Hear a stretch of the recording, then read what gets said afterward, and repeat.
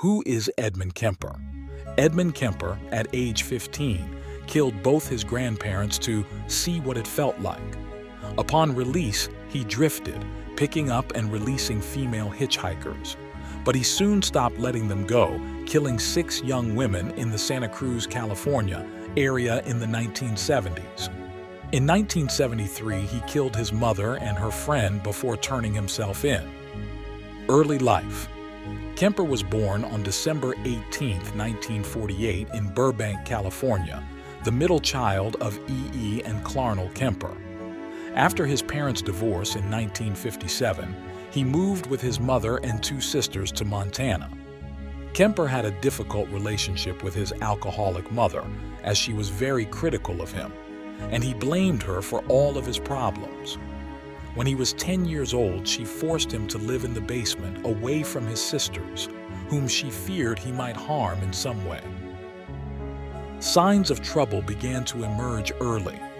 Kemper had a dark fantasy life, sometimes dreaming about killing his mother. He cut off the heads of his sister's dolls and even coerced the girls into playing a game he called Gas Chamber, in which he had them blindfold him and lead him to a chair, where he pretended to writhe in agony until he died. His first victims were the family cats. At 10, he buried one of them alive, and the second, 13-year-old Kemper, slaughtered with a knife. He went to live with his father for a time, but ended up back with his mother, who decided to send the troubled teenager to live with his paternal grandparents in North Fork, California. Grandparents' murder. Kemper hated living on his grandparents' farm. Before going to North Fork, he had already begun learning about firearms, but his grandparents took away his rifle after he killed several birds and other small animals.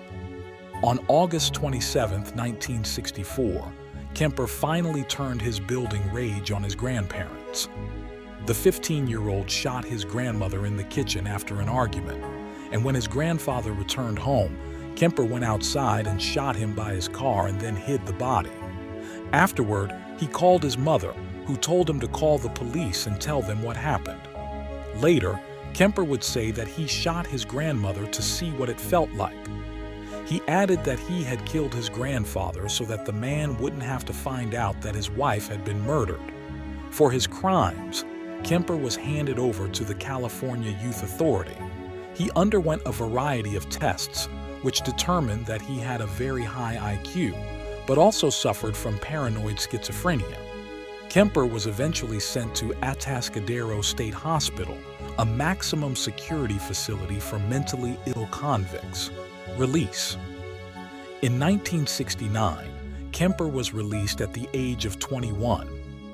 Despite his prison doctor's recommendation that he does not live with his mother, because of her past abuse and his psychological issues involving her, he rejoined her in Santa Cruz, California, where she had moved after ending her 3rd marriage to take a job with the University of California. While there, Kemper attended community college for a time and worked a variety of jobs, eventually finding employment with the Department of Transportation in 1971. Kemper had applied to become a state trooper, but he was rejected because of his size. He weighed around 300 pounds and was 6 feet 9 inches tall, which led to his nickname, Big Ed. However, he did hang around some of the Santa Cruz police officers.